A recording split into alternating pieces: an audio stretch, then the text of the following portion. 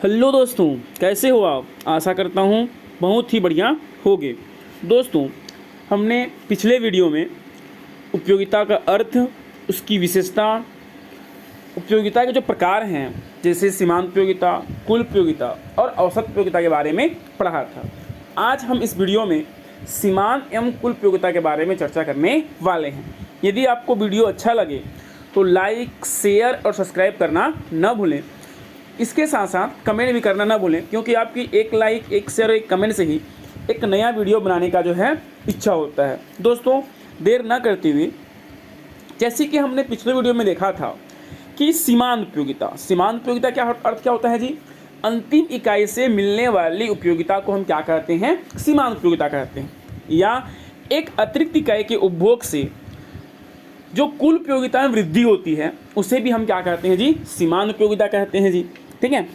जबकि कुल उपयोगिता जो होती है वह क्या होता है कि समस्त इकाई के उपभोग की योग से मिलने वाली उपयोगिता हमारी क्या कहलाती है? कुल उपयोगिता कहलाती है। अर्थात हमने जितने वस्तु का उपभोग किया उन सभी वस्तुओं के उपभोग के योग को हम क्या मानते हैं जी? कुल उपयोगिता कहते हैं।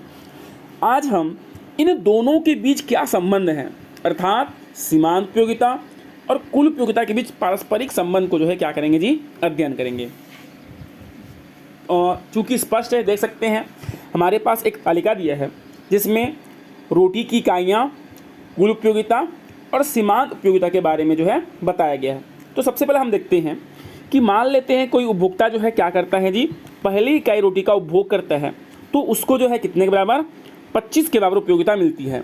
तो उसकी सीमांत उपयोगिता भी क्या होगी जी? 25 के बराबर होगी, क्योंकि वह क्या कर रहा है? एक ही रोटी का उपभोग कर रहा है ना।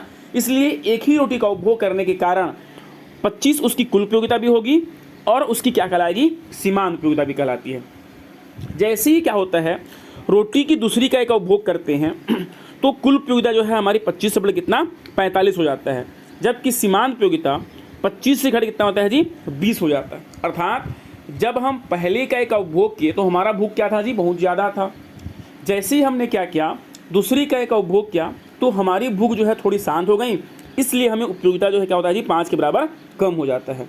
उसके बाद जैसे हम क्या करते हैं, तीसरी, चौथी और पाँचवीं इकाई का उपभोग करते हैं, हमारी कुल उपयोगिता बढ़ती तो है लेकिन किस क्रम से? घटते हुए क्रम से। देख सकते हैं दूसरी इकाई से हमारा 45, तीसरा से 60, चौथा से 70 और पाँचवीं इकाई से जो है हमें 75 के बराबर उपयोगिता प्राप्त होती है।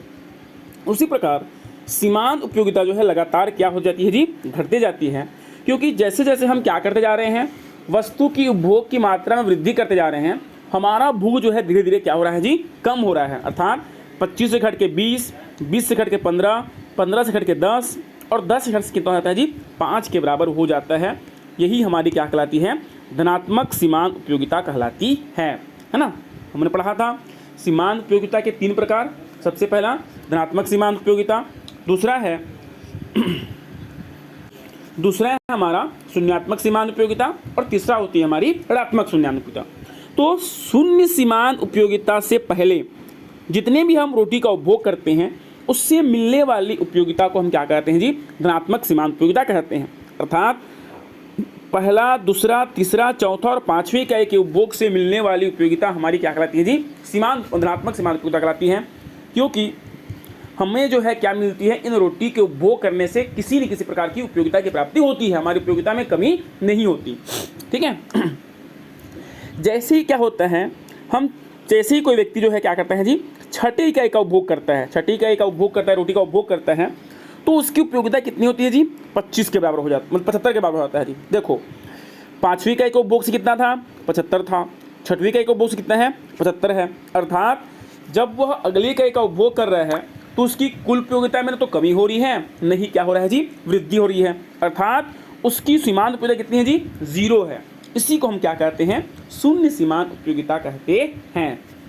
जब 7वीं और 8वीं इकाई का उपभोग करते हैं तो हमारी कुल उपयोगिता भी अब क्या होती है जी? घटने लगती है। अर्थात 75 से घट के 70, 70 से घट कितना हो जाता है जी? 60 के बराबर हो जाता है। जबकि सीमांत उपयोगिता जो है वो भी क्या होता है जी? 0 से -5 या -10 हो जाता है। अर्थात जब आप रोटी का उपभोग अधिक मात्रा में करने लगते हो तो उससे आपकी उपयोगिता में वृद्धि होने के बजाय क्या होती है, घटने लगती है। यही कहलाता है आपका कुल उपयोगिता और सीमांत उपयोगिता के बीच संबंध। तो लिखना क्या है, देखो प्रारंभिक अवस्था में कुल उपयोगिता 1 से लेकर 5 इकाई तक क्या होता है जी, बढ़ते जाता है, जबकि उसी स्थिति में सीमांत उपयोगिता जो है क्या होता है जी, लगातार घटते जाता है, लेकिन किस अवस्था में रहता है जी, धनात्मक अवस्था रहता है। जब हम छठी इकाई का उपभोग करते हैं तो कुल उपयोगिता अधिकतम अर्थात 75 हो जाता है, जबकि सीमांत उपयोगिता जो है कितना होता है जी, 0 हो जाता है। कब? जब हम रोटी की छठवीं इकाई का क्या करते हैं जी, उपभोग करते हैं। उसी प्रकार से जब 7वें और 8वें इकाई का उपभोग करते हैं तो कुल उपयोगिता भी जो है घटने लगता है था, 70 से घट के 75 से घट के 70 और 70 से घट के जो है कितना होता है जी, 60 हो जाता है। उसी प्रकार से हमारा सीमांत उपयोगिता भी जो है 0 से घटकर -5, 5 और -10 के बराबर हो जाता है। यही कहलाता है सीमांत और कुल उपयोगिता के बीच संबंध। दोस्तों यहाँ से प्रश्न क्या क्या पूछ सकता है, याद रखना। पहला, जब कुल उपयोगिता बढ़ती है तो सीमांत उपयोगिता कैसी होती है ना, देख लो। जब पहले से लेकर 5वीं इकाई तक हमारी कुल उपयोगिता बढ़ रही है तो सीमांत उपयोगिता क्या होती है जी, लगातार घटती जाती है। अगला प्रश्न आ सकता है कि जब कुल उपयोगिता अधिकतम होती है तब सीमांत उपयोगिता की स्थिति कैसी होती है। तो यहाँ देखिए, जब हम छठी इकाई का उपभोग करते हैं तो कुल उपयोगिता हमारी कितनी है जी, 75 है। तो ऐसी अवस्था में हमारी सीमांत उपयोगिता क्या होती है जी, 0 हो जाती है, 0 हो जाती है। उसी प्रकार से जब कुल उपयोगिता घटने लगती है उस स्थिति में सीमांत उपयोगिता की अवस्था कैसी होती है। तो जब कुल उपयोगिता घटने लगती है तो सीमांत उपयोगिता जो है ऋणात्मक होना चालू हो जाता है। तो इस तरह से ऐसे प्रश्न भी क्या होता है जी, कई बार पूछा गया है। इसे हम रेखाचित्र के माध्यम से देखें तो प्रस्तुत रेखाचित्र में OX अक्ष पे रोटी की इकाई को दर्शाया गया है, OY अक्ष पे जो है किसको जी, सीमांत और कुल उपयोगिता को दर्शाया गया है। ठीक है, AC रेखा सीमांत उपयोगिता रेखा है, जबकि आपका जो है TU रेखा है, ये आपका TU रेखा है और आपका क्या है, आपका MU रेखा है। TU रेखा जो है आपकी कुल उपयोगिता को दर्शा रहा है। जब कोई उपभोक्ता प्रारंभिक अवस्था में, ठीक है, पहले इकाई का उपभोग करता है तो उसकी उपयोगिता जो कितने के बराबर, 20 के बराबर। ठीक है, और क्या बोलना चाहिए, सीमांत उपयोगिता कितना, 25 के बराबर होता है। यहाँ पर देखिए कि K से लेकर M बिंदु जो क्या होती है जी, वो अधिकतम बिंदु होती है। उस स्थिति में सीमांत उपयोगिता जो होती है वह पूर्ण तृप्ति का बिंदु कहलाती है। अर्थात जब कुल उपयोगिता अधिकतम होती है तो हमारी जो उपयोगिता है वो सबसे क्या होती है जी, ज़्यादा होती है। वहाँ पर जो है हमारी उपयोगिता और रोटी की इकाई जो है क्या होती है, बराबर हो जाती है। ठीक है, उसके बाद जैसे हम क्या करते हैं, उसके बाद भी हम उपभोग को जारी रखते हैं तो हमें जो है क्या प्राप्त होता है जी, ऋणात्मक उपयोगिता प्राप्त होना प्रारंभ हो जाता है।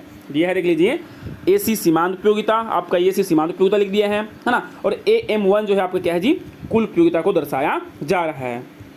ठीक है, उसके बाद दिया है जब कुल उपयोगिता वगैरह M बिंदु पर अधिकतम होती है, आपका जो M बिंदु है यहाँ पर जब अधिकतम होती है तब सीमांत उपयोगिता B बिंदु पर क्या होती है जी, 0 हो जाती है।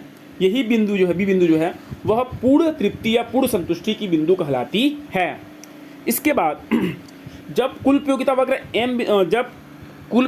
M से घटकर M1 हो जाता है तब सीमांत उपयोगिता भी जो है B से घट कितना होता है जी, BC रेखा बन जाता है। यहाँ देख लीजिए, जब आपका जो क्या बोलना चाहिए, कुल उपयोगिता रेखा है वो M से घटकर M1 होता है तो आपका सीमांत उपयोगिता जो है वो भी 20 से घट कितना होता है जी, माइनस होता है, BC हो जाता है। दोस्तों आज के लिए इतना ही।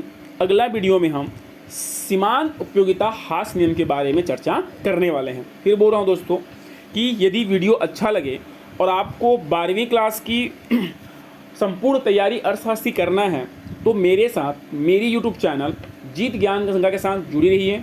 वीडियो अच्छा लगे लाइक शेयर सब्सक्राइब करने के साथ साथ कमेंट करना भी न भूलें।